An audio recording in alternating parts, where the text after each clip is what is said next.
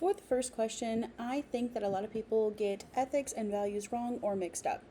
I also think that a large majority of people tend to think that ethics are a simple thing when instead it's a lot more complex. For a long time, mostly before college, I would get ethics and morals mixed up often. We now know that ethics is more what is socially acceptable and should be done and tends to be in a more professional sense, whereas morality of things is simply a personal right or wrong. In my own law, in my own life, I deal a lot with ethics and values when it comes to decisions with friends or deciding when and when not to say something. There's also situations that sometimes tell you to say that it's best where you tell the truth, and sometimes where it could hurt someone emotionally by telling the truth, but it may be more ethical to be truthful in those times.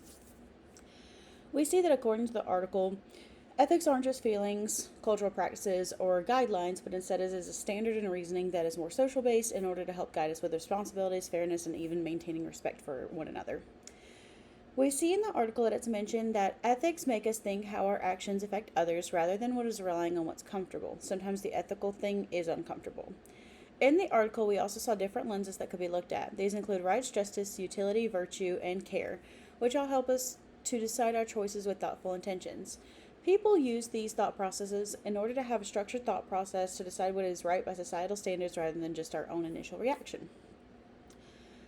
For the real life example, I see this in everyday media, and we see this a lot with company ads and things like that when it comes to companies, what they deem is ethical by like exhibiting social trends, but yet their actions in the company don't align with what they are showing.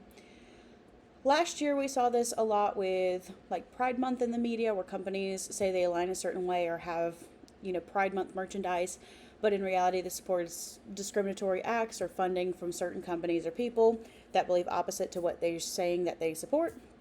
And in another social stance, we also see this example with fast fashion brands promoting recycling or environmentally conscious type of post or promotion or something like that, while still mass producing clothing or working conditions are unethical.